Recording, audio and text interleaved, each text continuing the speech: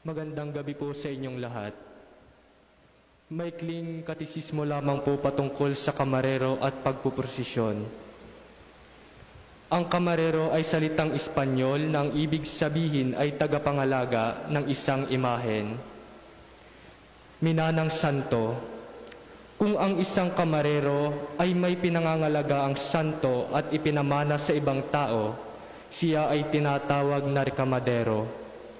Ngunit ang kamarero at rekamadero ay nagtataglay ng iisang layunin. Mga layunin ng kamarero. Ano nga ba ang gawain at tungkulin ng isang kamarero? Una, pangalagaan ang imahen sampu ng kanyang mga damit at kasuotan. Hindi paligsahan ng pagdadamit, hindi sa ganda ng ayos ng andas. Pangalawa, itaguyod ang lahat ng salida o prosesyon na may kinalaman sa pagdidebosyon sa santo, kapag kapistahan ng inaalagaan, mahal na araw at iba pa. Pangatlo, ipalaganap ang debosyon. Ituro natin ang mga aral ng mga banal sa iba upang maisabuhay ang mga nagawa ng santo. Ilan ang miyembro ng kamarero sa ating parokya? Sa kasalukuyan, ang ating parokya ay mayroong mahigit na 70 kamarero. Bakit tayo nag-aalaga ng santo at para saan ang debosyon na ito? Trip lang bang mag-alaga dahil maganda o astig?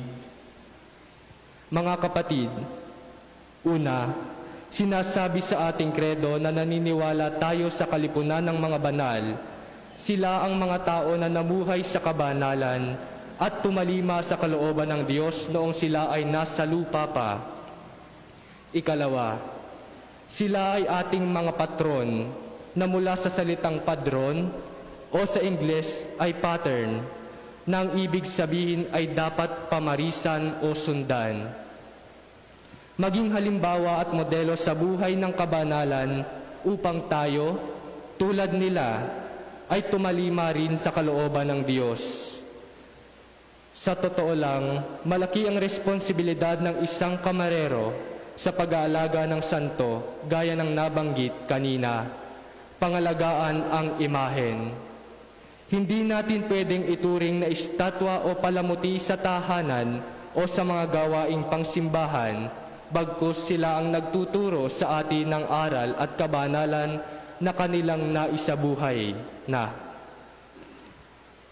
Prosesyon bilang paglalakbay. Bakit nga ba nagpuprosesyon? Mga kapatid, dahil ang pangunahing layunin ng prosesyon ay kateketikal o nagtuturo. Ngunit kung ang pagbabasehan naman ay ang teolohikal na aspeto, ito ang ibig sabihin. Mayroon tayong tinatawag na simbahang naglalakbay na tumutukoy sa ating mga tao. Inilalarawan nito ang paglalakbay ng tao patungo sa Diyos, na kung saan nagsisimula sa simbahan at nagtatapos din sa simbahan. O paglalarawan sa buhay ng tao na nagmula sa Diyos nang tayo ay likhain at uuwing muli sa Diyos. Simbolo ng liwanag. Bakit may kandila sa prosesyon?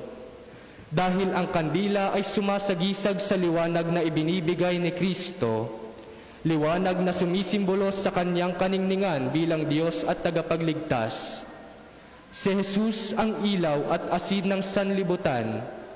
Siya ang nagniningas na liwanag na hindi magugupo ng kadiliman at ang nag-iisang liwanag na tumatanglaw sa pangkalahatan.